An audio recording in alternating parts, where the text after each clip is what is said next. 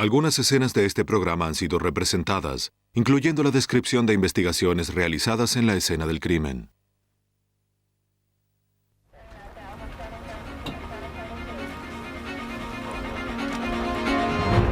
Un predio en Texas se convierte en el cementerio improvisado de un asesino. Para dar con el sospechoso, los investigadores tienen que identificar a las víctimas sobre la base de sus huesos. Un adolescente que buscaba pelotas de golf encuentra restos humanos. Los científicos tratan de reconstruir el rostro de la víctima para contribuir a desentrañar el misterio. Un director de cine desaparece en California, pero para demostrar que lo asesinaron, la policía tiene que hallar el cadáver. Algunos asesinos prefieren deshacerse de sus víctimas sin mayor ceremonia. Los investigadores dependen entonces de los forenses para descubrir pruebas del homicidio y revelar los secretos enterrados del asesino.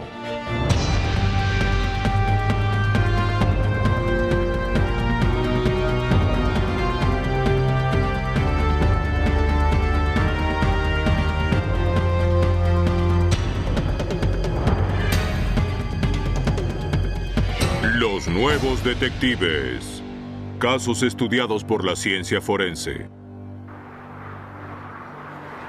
Secretos enterrados. En julio de 1994, la ciudad tejana de Austin soportaba un calor agobiante. A 30 kilómetros de la ciudad, en la pequeña comunidad de Round Rock, un oficial detectó un vehículo abandonado a un lado de la calle principal. Por el número de placa, el oficial descubrió que el auto pertenecía a una mujer llamada Sandra Dumont, pero no había rastros de la propietaria. Cuando el oficial advirtió que el auto tenía un neumático desinflado, decidió seguir adelante, convencido de que la mujer volvería en busca del vehículo.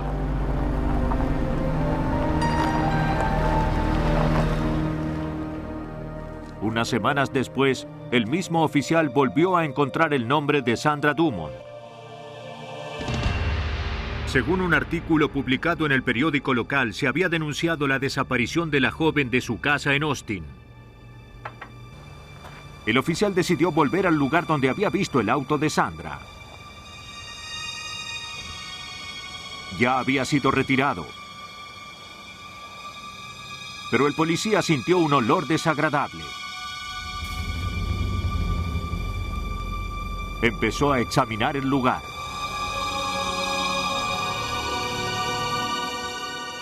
Encontró un zapato de mujer oculto entre la maleza.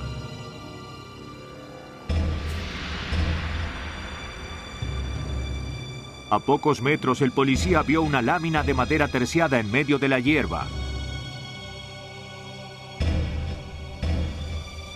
Cuando la levantó, descubrió los restos de un cuerpo humano. Oficiales del Departamento de Policía de Round Rock se presentaron en el lugar. La policía empezó a examinar el lugar en busca de pistas que le permitieran determinar la identidad de esa persona y cómo había terminado ahí.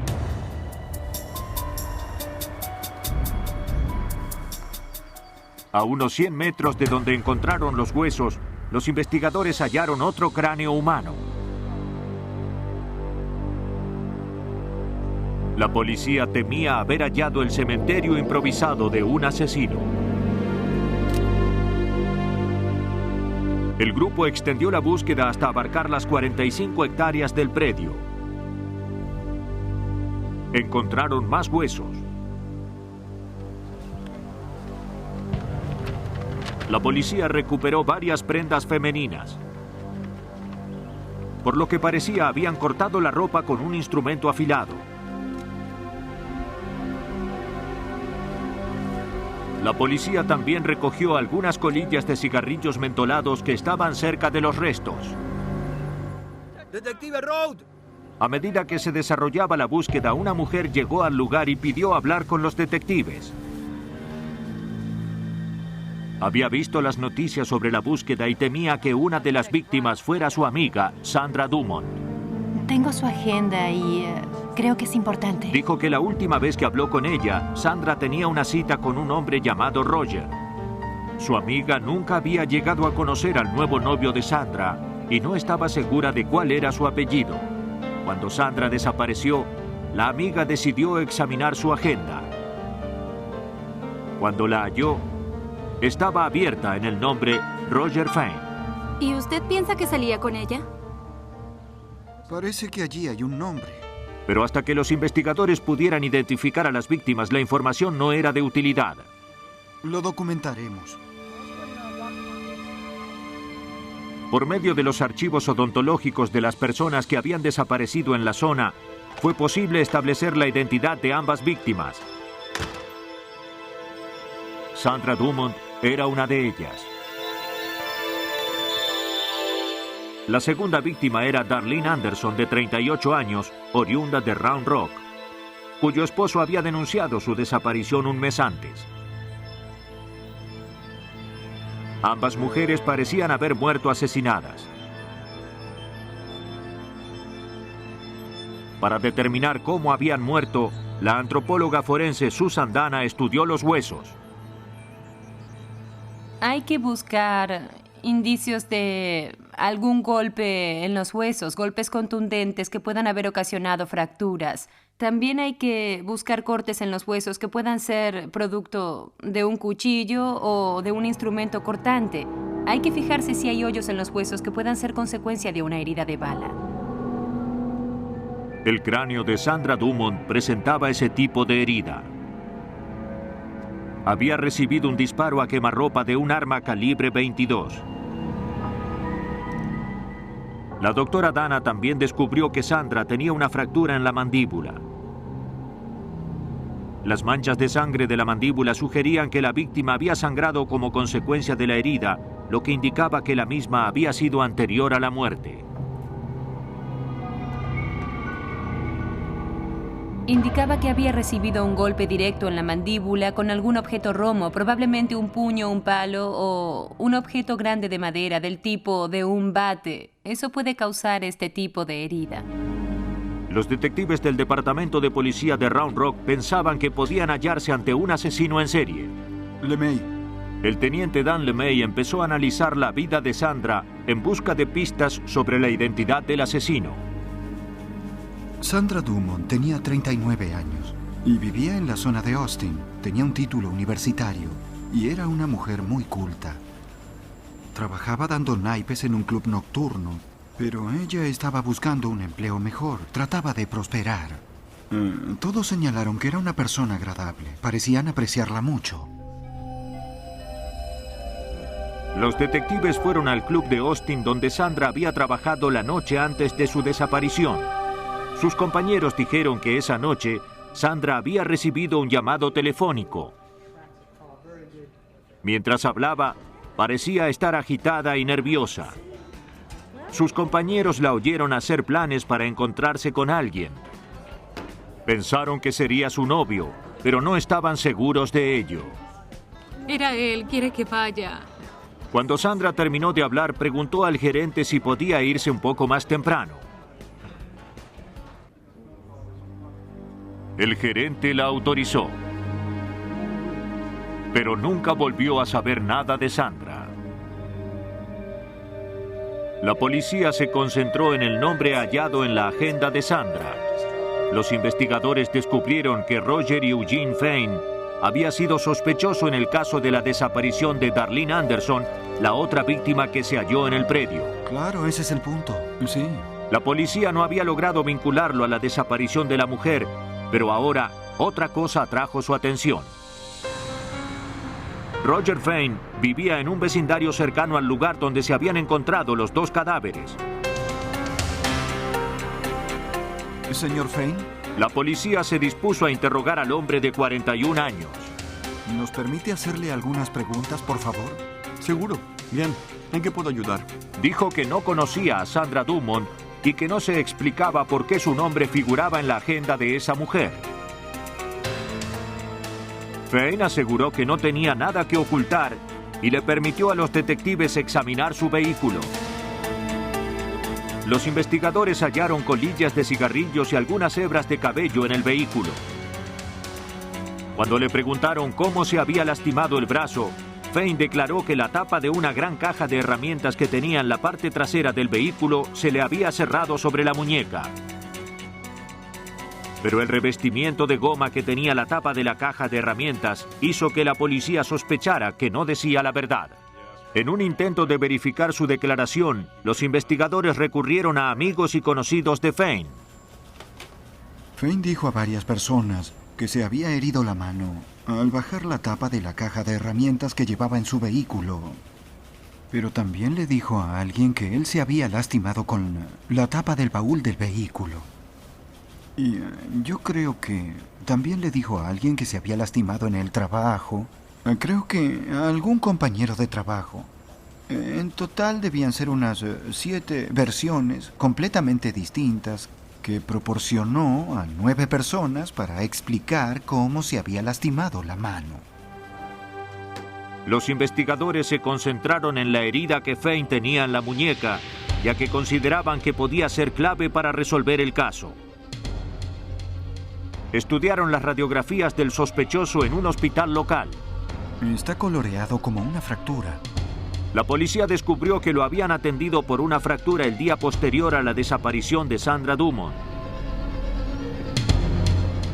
Se enviaron las radiografías a la antropóloga forense Susan Dana.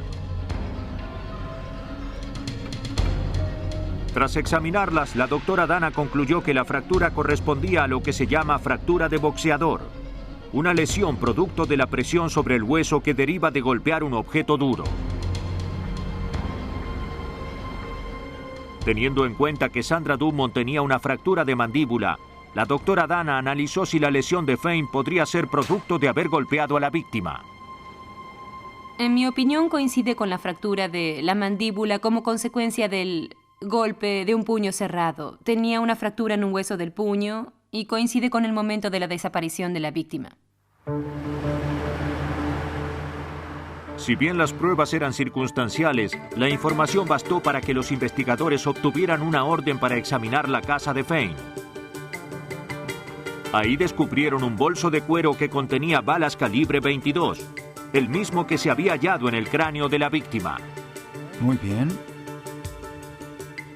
La policía tomó todo lo que pudiera resultar de utilidad, entre otras cosas, un rollo de película sin revelar.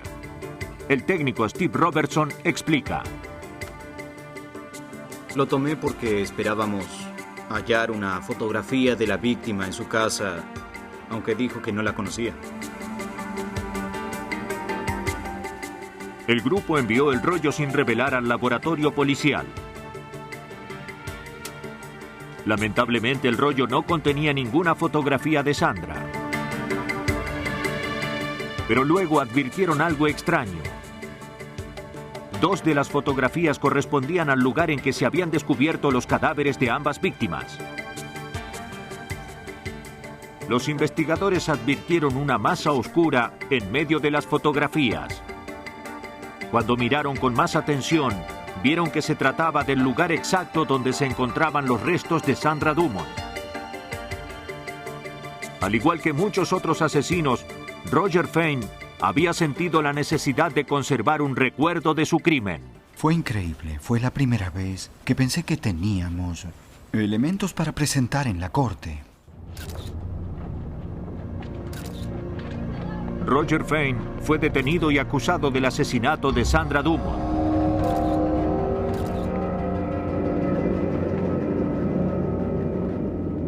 A pesar de que se acumulaban las pruebas en su contra, Fein seguía sosteniendo que era inocente.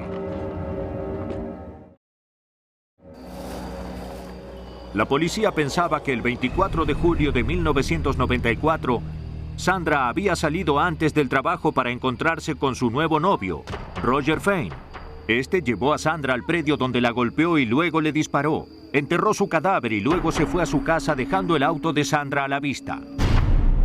El 2 de abril de 1995, un jurado de Texas determinó que Roger Eugene Fein era culpable del homicidio premeditado de Sandra Dumont. Lo condenaron a reclusión perpetua. La policía aún busca pruebas para vincular a Roger Fein con el asesinato de Darlene Anderson. Solicitamos a todo el que sepa algo sobre el homicidio que se comunique con nosotros o con la policía de Round Rock. Tratándose de Fane, es posible que pueda haber más víctimas de las que en realidad nosotros tengamos noticias. Tal vez haya matado a más personas, pero no lo sabemos. Roger Fane nunca habló con nadie sobre el crimen, pero las mentiras que dijo y las fotografías que tomó bastaron para revelar el asesinato. Incluso cuando los asesinos hablan sobre un homicidio, la policía debe contar con pruebas sólidas para obtener una condena. El 8 de mayo de 1996, un adolescente de Fort Worth, Texas, recorría las zonas boscosas de un campo de golf en busca de pelotas perdidas. Notó algo extraño en un montículo de tierra. Al acercarse vio que se trataba de los huesos de una mano humana. En el condado de Tarrant, en Texas, un adolescente que buscaba pelotas de golf halló restos humanos.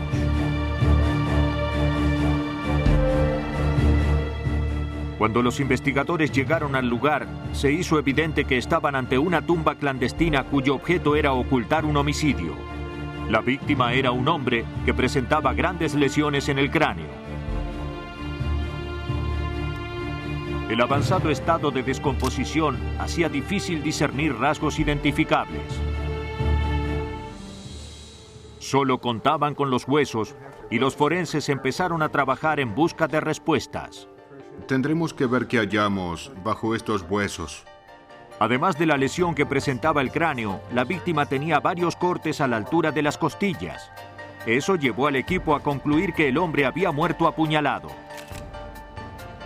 No había rasgos que permitieran su identificación, tan solo el tatuaje de un escorpión rojo en el hombro de la víctima. Los forenses sabían que determinar cuándo había muerto la víctima era muy importante para poder establecer su identidad. Mark Krause, el subdirector de patología forense del condado de Tarrant, examinó a la víctima en busca de pistas. El interior del cuerpo se había convertido en adiposira, que es una especie de líquido rancio que en esta región y en esta época del año tarda como mínimo unas 5 o 6 semanas en acumularse en el grado que vemos aquí. La policía del condado de Tarrant dio a conocer los pocos detalles que tenían sobre el desconocido a los departamentos policiales de todo el estado. Esperaban que alguien pudiera reconocer a la víctima a partir de la información. La táctica pareció funcionar. Varias personas llamaron con la esperanza de que se hubiera hallado a seres queridos que habían desaparecido. Pero ninguna de las características del cuerpo hallado en el campo de golf coincidía con las personas desaparecidas. El detective Mike Hargis del condado de Tarrant sabía que hasta que la policía pudiera dar un nombre a la víctima, sería muy difícil presentar un caso de homicidio. Es muy frustrante no saber quién es la víctima, ya que eso impide que tengamos un punto de partida. El punto de partida suele ser la identidad. Así podemos empezar a analizar su vida. Hay que hacer un estudio de la víctima para descubrir quién es, qué tipo de riesgos corría o qué amistades tenía, qué lugares frecuentaba, cosas de ese tipo. Eso puede sernos útil para determinar quién es el asesino. Por eso es muy frustrante no saber por dónde empezar. Acudieron a los forenses en busca de ayuda. Se le pidió a la antropóloga forense Dana Austin que creara un perfil biológico de la víctima. Si bien no había muchos elementos con los que trabajar, la doctora Austin puede averiguar mucho de una persona mediante el estudio de su estructura ósea. Sobre la base de la amplitud de la frente y otras características faciales, la doctora Austin concluyó que la víctima era un hombre caucásico. A continuación determinó la edad de la víctima. En este caso era evidente que los huesos de la víctima no habían alcanzado la madurez. Hay huecos entre estos huesos y en un adulto estarían completamente cubiertos. La doctora Austin concluyó que la víctima tenía entre 17 y 21 años de edad.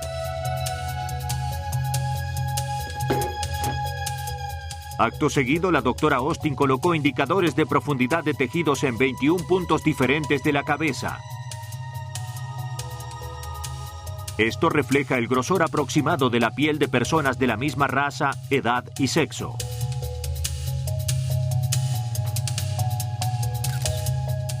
Luego de tomarse fotografías desde distintos ángulos, se convocó a un artista forense para que creara los contornos del rostro de la víctima. Con eso se compuso un boceto que luego se envió a los investigadores del condado de Tarrant. ¿Bien? ¿Así es? Oh, sí, seguro. La policía dio a conocer el dibujo a través de los medios, pero nadie pudo identificar al desconocido número 87. Pasaron años sin que el caso avanzara. Las posibilidades de que pudiera hacerse justicia a la misteriosa víctima se desvanecían. Y los detectives empezaron a pensar que tal vez nunca hallarían al asesino. Durante 3 años, la policía del condado de Tarrant, en Texas, trató de resolver el caso del homicidio de un joven cuyos restos fueron hallados semienterrados en un campo de golf. Si bien los forenses habían logrado dar un rostro al desconocido, su identidad y las circunstancias en que había muerto seguían siendo un misterio. Luego, el 3 de diciembre de 1999, la policía tuvo novedades. Una mujer de Fort Worth acudió a la policía. Pensaba que conocía la identidad del hombre que habían encontrado años antes en el condado de Tarrant. Creo que tengo alguna información. Explicó que en ese momento ella y su novio, James Moore, estaban trasladándose a un nuevo apartamento. Mientras empacaban sus cosas, James y su mejor amigo, Eric Tedana, empezaron a reír cuando hallaron un artículo de un periódico que habían guardado unos meses antes. Cuando la mujer preguntó de qué se reían, los hombres le enseñaron un artículo sobre un cadáver que se había descubierto en un campo de golf local. Le dijeron que la víctima era un conocido suyo, un joven de 20 años llamado Patrick Sacha. La policía de Fort Worth transmitió la información a las autoridades del Departamento de Policía del Condado de Tarrant. Mike Gatley, el detective de homicidios asignado al caso, empezó a trabajar. A los efectos de verificar la información, empezó a buscar a Patrick Sacha en la base de datos. En el sistema no había nadie con ese nombre, pero sí varios con el apellido Sacha. Uno de ellos, un hombre llamado David Sacha, resultó ser el padre de Patrick. Los detectives pensaban que estaban a punto de determinar la identidad del desconocido número 87. Con ese objetivo, los investigadores se dirigieron al condado de Parker. Querían hablar con David Sacha sobre su hijo. El detective Mike Gatley nos cuenta. Una vez que localizamos al padre de Patrick Sacha, le hicimos una visita. Nos describió a Patrick Sacha y coincidía con el hombre que teníamos nosotros y resultó ser su hijo. Díganos. El señor Sacha explicó que él y su hijo tenían una relación bastante conflictiva. ¿Cuándo vio a Patrick por última vez? Y pensaba que 3 años atrás la ruptura había sido inevitable. Estoy harto de ti. Tuvieron una fuerte pelea sobre la conducta de Patrick. No es cierto. No, vamos, no volveré a hablarte nunca. Si bien quería a su hijo, David Sacha lo echó de la casa y le dijo que volviera cuando hubiera madurado.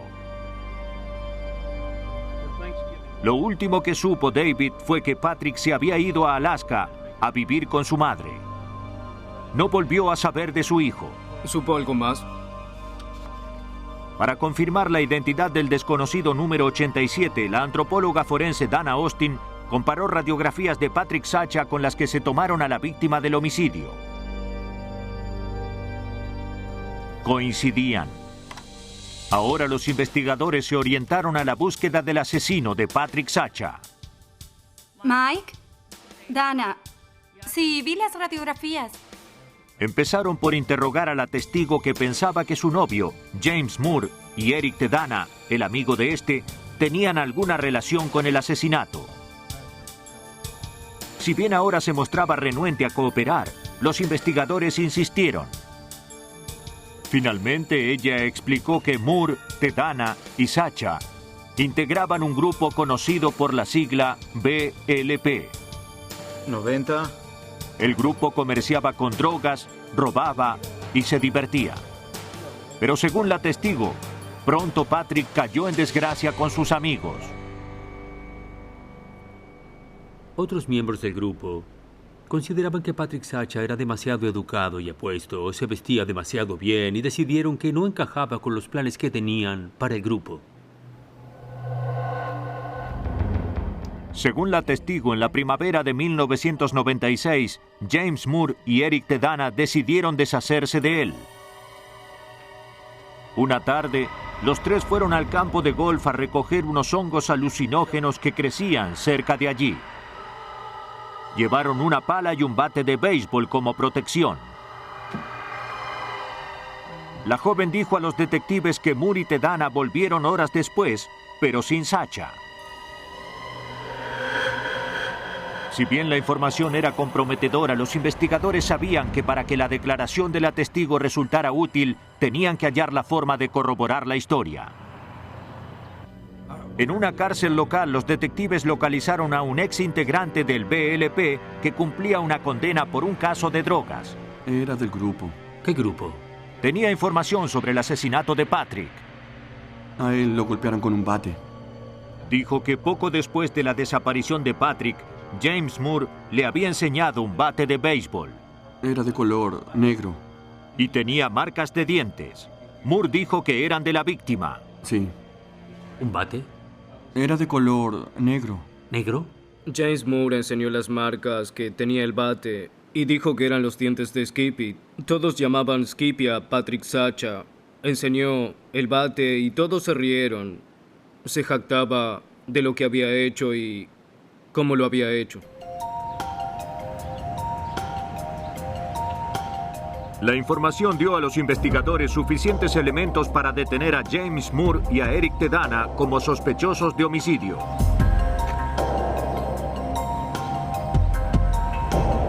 La policía también obtuvo órdenes para examinar sus casas.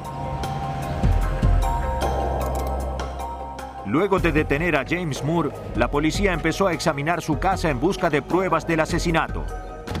Detective. Encontraron varios bates de béisbol. Los detectives estaban seguros de que uno de esos era el arma homicida. Supe que se trataba del mismo por las marcas de dientes que tenía en la mitad. Eso era importante ya que cuando llevamos a cabo una investigación siempre necesitamos algunas pruebas. Siempre buscamos pruebas de lo que la gente nos dice y al hallar el bate supimos que estábamos en el lugar indicado. Las pruebas se enviaron al laboratorio policial. A unos kilómetros de allí, la policía encontró a Eric Tedana al volante de su auto. También fue detenido. Se lo trasladó a la cárcel del condado de Tarrant para interrogarlo. Mientras los sospechosos aguardaban el interrogatorio, los forenses examinaban los bates de béisbol. Los antropólogos forenses identificaron las marcas de uno de los bates. Eran marcas de dientes humanos. Si bien no podían asegurar que las marcas procedieran de los dientes de Patrick Sacha, el hallazgo corroboró la declaración del recluso. Los investigadores no dudaban de que habían detenido a los asesinos de Patrick Sacha.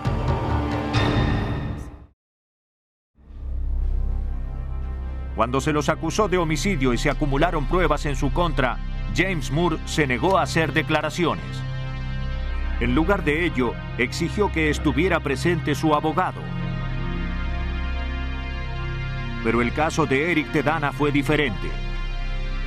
Por temor a que su amigo James Moore lo acusara del homicidio para evitar la pena de muerte, Tedana aceptó hablar. Según Tedana, él y Moore llevaron a Sacha al campo de golf, pero no para recoger hongos alucinógenos, sino para matarlo. Cuando llegaron a un lugar solitario, Moore golpeó a Sacha con el bate de béisbol. Lo golpeó en la cabeza varias veces. Tedana, por su parte, lo apuñaló, tras lo cual la víctima murió. Luego los asesinos cavaron un hoyo no muy profundo con la misma pala que Sacha había llevado. Ahí lo enterraron y luego se fueron a una fiesta. James Moore y Eric Tedana se declararon culpables del homicidio de Patrick Sacha. James Moore fue condenado a 20 años de prisión. La condena de Eric Tedana fue de 45 años. El crimen de Moore y Tedana se descubrió porque enterraron a su víctima a poca profundidad. En California, un asesino más ambicioso trató de sepultar su secreto en hormigón.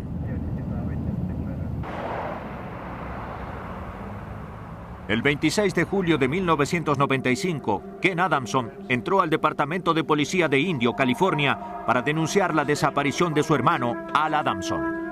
Dijo que su hermano, que tenía 66 años, era un hombre inteligente. Al Adamson se había hecho famoso en la década de 1960 como director de películas de horror de bajo presupuesto.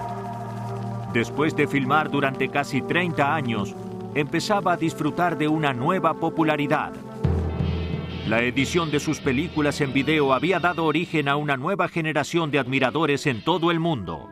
Los cementerios son fríos. El resultado fue tan bueno que pudo continuar con su pasión por la cinematografía independiente. Sangre y horror.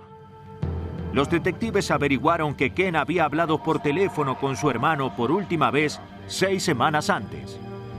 Al estaba remodelando su casa y descubrió que el constructor, un hombre llamado Fred Fulford, había gastado más de $4,000 en compras innecesarias con su tarjeta de crédito. Bien, sí, de acuerdo, adiós. Ken dijo a la policía que su hermano no estaba nada contento. El detective del condado de Indio, Jack Anderson, nos cuenta. El señor Adamson tenía pensado hablar con Fred Fulford. Iba a hacerlo al día siguiente. Y su hermano estaba muy preocupado. No conocía muy bien a Fred Fulford y temía que hubiera una pelea violenta. Ken le dijo al detective que había viajado al condado de Indio al día siguiente para ver cómo estaba su hermano. Cuando llegó, Fred Fulford le abrió la puerta. Dijo que Al había salido. Cuando Ken quiso entrar al baño, Fulford no lo dejó pasar. Le dijo que acababa de colocar el piso nuevo y que el material debía asentarse. Ken decidió regresar a su casa. Nos quedaremos con las fotografías. En cuanto sepamos algo, nos comunicaremos con usted. Si bien nadie sabía nada de Al Adamson desde hacía 6 semanas, nada indicaba que le hubiera pasado algo malo. Pero la policía de Indio aceptó estudiar el caso. Fueron a echar una mirada a la casa de Al Adamson. Ahí encontraron a un hombre que se identificó como el cuidador de la propiedad. Dijo que Fred Fulford lo había contratado para cuidar el lugar mientras se llevaba a cabo la remodelación. No lo sé, diría que unas 2 semanas. Fulford explicó que había viajado a Florida en la camioneta de Al Adamson unas semanas antes. Hacía bastante que no veía a Al, pero pensaba que el director estaba de viaje buscando escenarios para su siguiente película. Los detectives pidieron autorización para examinar la casa. El armario del dormitorio estaba casi vacío. La ausencia de maletas llevó a los oficiales a pensar que efectivamente Al Adamson había salido de viaje. Los investigadores examinaron el baño al que Fulford había impedido entrar al hermano del director 6 semanas antes. ¿Está terminado? No lo creo, diría que solo el baño lo está. El piso del baño estaba hecho a nuevo. Nos autorizaron a recorrer la casa y no vimos nada fuera de lo común. No había nada extraño, nada que indicara algún tipo de violencia, ninguna de esas cosas. Los detectives iniciaron una investigación hablando con los vecinos de Adamson. Una mujer que hacía la limpieza en casa de Al Adamson tenía más información. Viajó a Florida a visitar familiares y amigos. Dijo que un día después de la última vez que se había visto a Al Adamson, Fred Fulford y algunos de los trabajadores retiraron un jacuzzi del baño principal. Vio que lo cargaban en un vehículo y se lo llevaban. Al día siguiente vio que había un camión de cemento estacionado frente a la casa. Estaba en la parte posterior del camión. De acuerdo. Era raro, dijo, porque el jacuzzi era una de las cosas que más le gustaban a Al Adamson. Al señor Adamson le gustaba tener el jacuzzi en su casa y lo usaba prácticamente todo el año.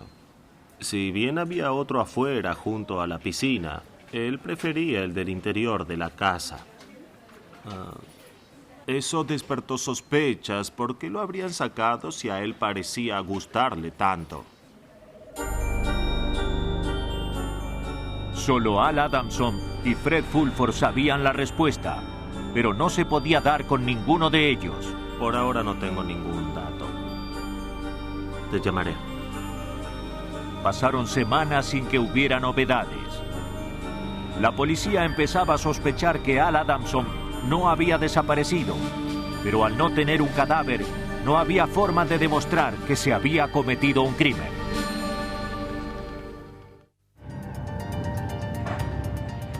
La policía del condado de Indio, California, seguía buscando al director de cine Al Adamson, cuya desaparición había denunciado su hermano 6 semanas antes.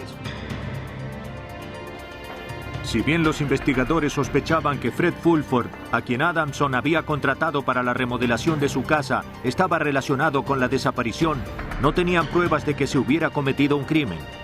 Y no podían hallar a Fred Fulford por ninguna parte. Al releer la declaración de la mujer que limpiaba la casa de Adamson, algo llamó la atención a los investigadores.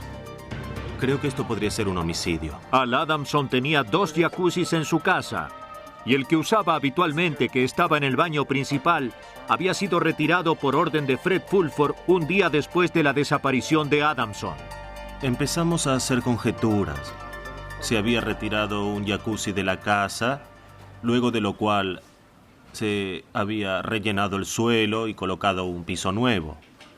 Eso nos hizo pensar que posiblemente estuviera sepultado dentro. Los investigadores obtuvieron una orden para examinar la casa de Al Adamson. Hola, nos veremos dentro de 30 minutos. Armados con picos y palas, los hombres volvieron a la casa con la esperanza de descubrir pruebas del asesinato.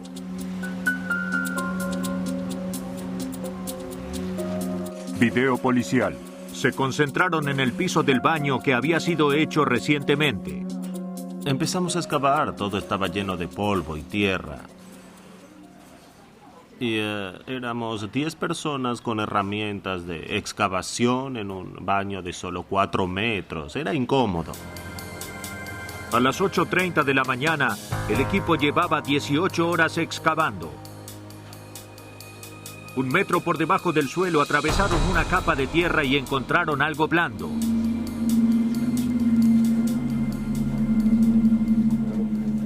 Alguien había colocado una manta bajo el hormigón. Bajo la manta, la policía halló restos humanos en descomposición. Cuando retiramos el cuerpo de la excavación, determinamos que se trataba de un hombre de entre 55 y 60 años, pero no podíamos afirmar que se tratara del señor Adamson. Los restos fueron trasladados a la morgue del condado de Riverside. Los investigadores tenían que determinar la identidad de la persona encontrada y establecer cómo había muerto antes de iniciar una investigación de homicidio. Los forenses pronto advirtieron que había recibido varios golpes en el cráneo con un elemento contundente. Lo habían matado a golpes. Quería enseñarles esto. El forense Paul Trujillo fue el responsable de realizar la autopsia. Presenta lesiones circulares de aproximadamente 4 centímetros y bordes irregulares. Eso indica que lo golpearon con algo parecido a esto. No necesariamente con este instrumento en particular, pero con algo de este tipo. El estado de descomposición del cuerpo indicaba que la víctima había muerto entre 6 semanas y 2 meses antes. Eso coincidía con el momento en que Adamson había desaparecido. Pero los investigadores necesitaban una identificación. No tenían muestras de ADN previas de Adamson con las que hacer comparaciones. Era imposible tomar huellas dactilares debido al avanzado estado de descomposición. La única posibilidad eran los dientes. El odontólogo forense Gordon Freeman prestó su colaboración. Pero no había radiografías de la dentadura de Al Adamson que pudieran usarse en una comparación. Todo lo que hallaron los investigadores fueron las notas que el dentista de Adamson había tomado unos años antes. Afortunadamente había documentado con minuciosidad el estado de la dentadura de Adamson. Si bien no era mucho, el Dr. Freeman empezó a trabajar. Primero hay que determinar si los dientes siguen ahí. Tal vez hubo extracciones. Si están presentes, nos fijamos en los empastes. También vemos si hay empastes dentales de plata. Tal vez tiene alguna corona. Vemos si son coronas de oro o de porcelana. En el caso de Adamson, sabíamos bien que tenía 2 dentaduras postizas parciales, una en la parte de arriba y otra abajo. Todas las características de la dentadura de Adamson que figuraban en la ficha coincidían con las de la víctima que habían encontrado bajo el piso del baño. No cabía duda de que habían hallado a Al Adamson. La policía estimaba que Fred Fulford era el responsable del macabro asesinato. Al no haber un arma, sin embargo, y solo contar con pruebas circunstanciales, los investigadores estaban muy lejos de contar con un caso sólido.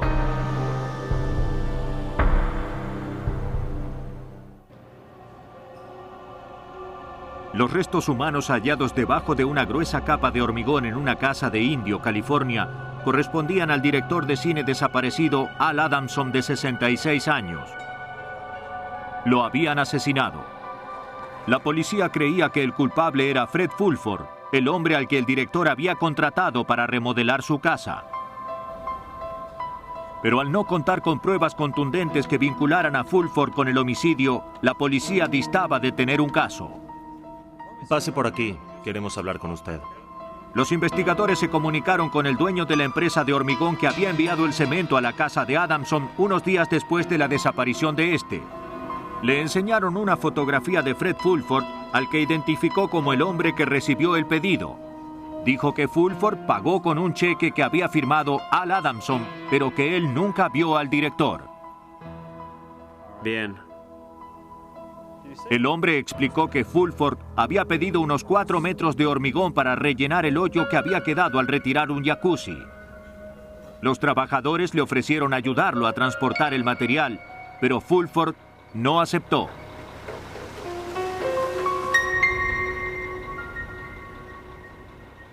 El hombre pensó que era extraño que Fulford insistiera en transportar solo tanto material hasta el interior de la casa. Pero para la policía esto tenía mucho sentido. Fulford trataba de que nadie se acercara al lugar del crimen.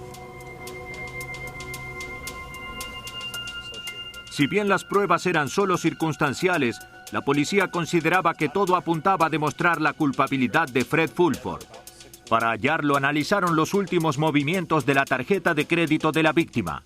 Va a ser un proceso largo. Se habían hecho gastos a 4.500 kilómetros de distancia en un hotel de Florida.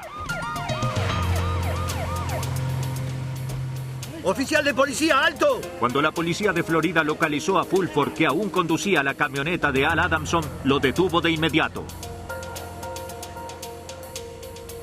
Si bien estaba vestido con ropa de la víctima, negó toda relación con el crimen.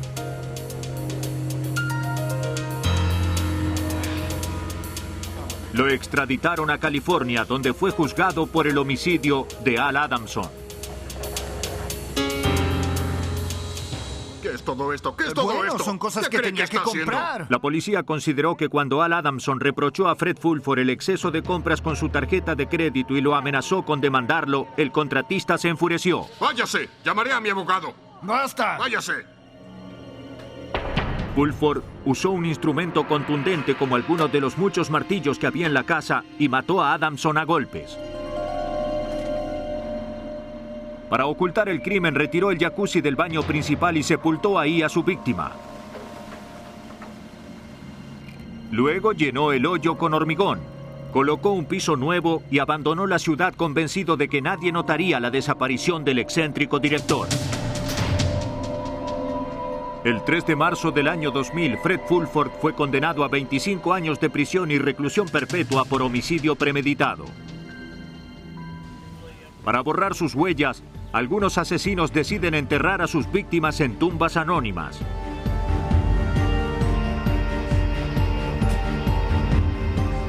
Pero la tierra no siempre puede ocultar sus crímenes.